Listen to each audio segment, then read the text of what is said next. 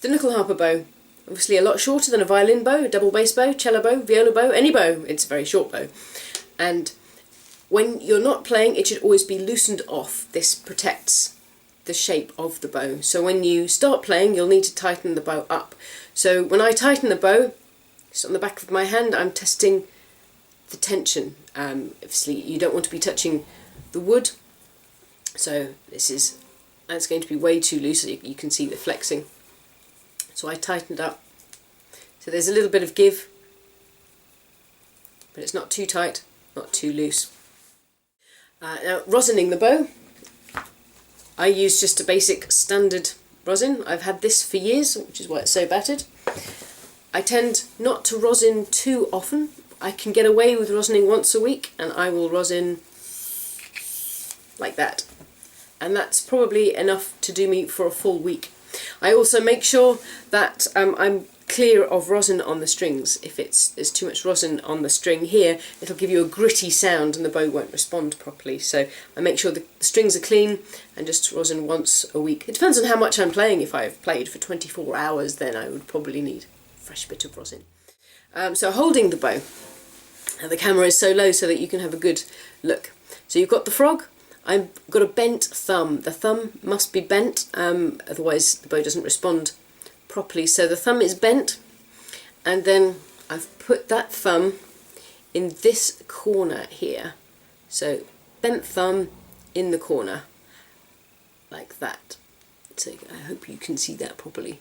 So if I try and turn my hand round, it looks like that. So it's bent and in the corner. That's this corner here, just in there. So just in there, like that. These fingers, my hand is nice and loose, so I've basically got a bent thumb there. It's just a nice relaxed hand. Then thumb in the corner.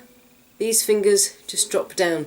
My little finger is touching the bow here, and I can have, I've got, I can fulcrum with the thumb and push down with the first finger and control with the rest.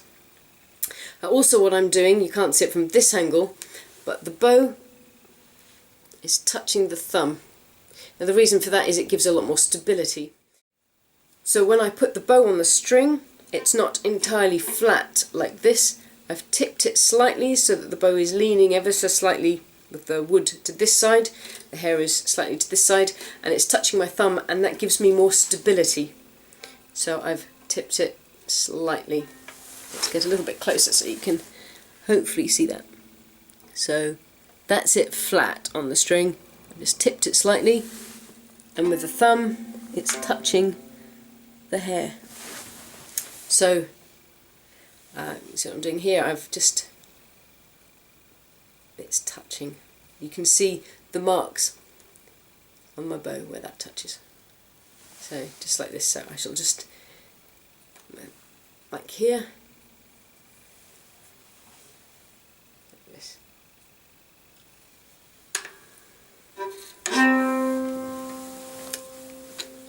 So hopefully you can see.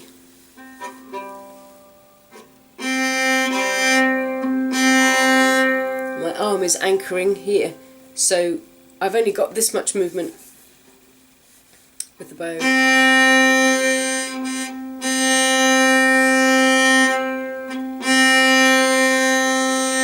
And there is a sweet spot here where you put the bow somewhere between this point here and this point here. It'll sound best on your instrument. It changes, so see there.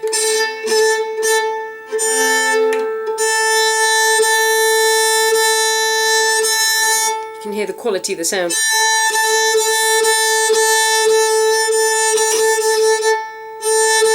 So for me, it'll be about here of this instrument. It's different depending on which instrument you're playing.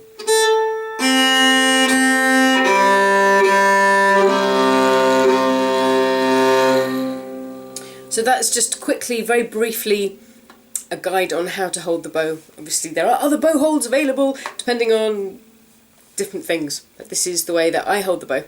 So just, I'm pushing here, and my fingers are nice and relaxed. It's got a good